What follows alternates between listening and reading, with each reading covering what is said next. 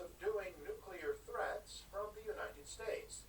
As AP's Ben Thomas reports, the general statement came after Pyongyang conducted a test at its long-range rocket launch facility. North Korea's Academy of Defense Science says what it describes as a crucial test was the second carried out at the Sohae Satellite Launching Ground in a week.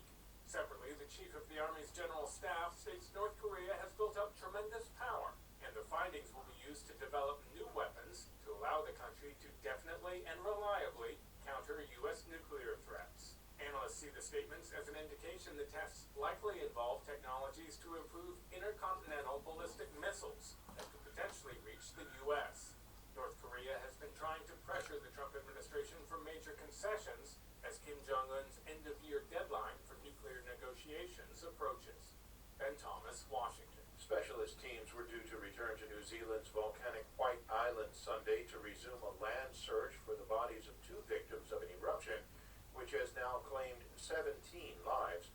2 4-person teams wearing protective clothing and using breathing apparatuses were to land on the island in the hope of finding the bodies, which have not been located since the volcano erupted December 9th. 6 bodies were recovered on Friday. Police divers working in near-zero visibility in contaminated waters around White Island tried Saturday to find the remaining 2 victims. They did not succeed. For the first time, police have released the name of one of the people killed in the eruption. She was 21-year-old Crystal Browett, a veterinary nursing student from Melbourne, Australia. This is VOA News. A court in Khartoum sentenced former Sudanese President Omar al-Bashir on Saturday to 2 years of detention in a correctional facility. As Naba Mohedin reports, it was after he was convicted of corruption and money laundering. A court in Khartoum sentenced former Sudanese President Omar al-Bashir on Saturday to 2 years of detention in correctional facility after convicting him of corruption and money laundering, the first verdict after his ouster last April. Bashir also has been indicted at the International Criminal Court for crimes against humanity and genocide in Darfur. More than 300,000 civilians have been killed since 2002, and the conflict has displaced some 2 million people.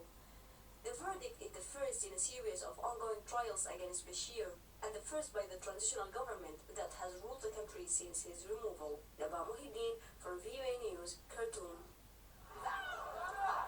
Clashes sparked between police and demonstrators on the streets of Beirut Saturday night after the main base of Lebanon's anti-government protests was attacked for the second time in a week. Hundreds of protesters, including women, had gathered outside the parliament before several people attacked the rally, prompting security forces to fire tear gas to push them back. The clashes then spread to the streets surrounding the camp, engulfing the area with smoke from the tear gas. Earlier, police had fired tear gas to chase away a group of men thought to be affiliated with Shiite Amal and Hezbollah, who attacked the main base of the anti-government protesters in downtown Beirut. Tens of thousands of people, many with fish-shaped posters, packed Rome's Piazza San Giovanni on Saturday as part of a grassroots movement known as the Sardines against Matteo Salvini's politics, that is. Emer McCarthy reports. Protesters denounced Salvini, whose anti-immigrant Italy first rhetoric has resonated with many other voters. The Sardines movement is gaining momentum across the country after an initial protest that drew more than 10,000 in Bologna at the start of November.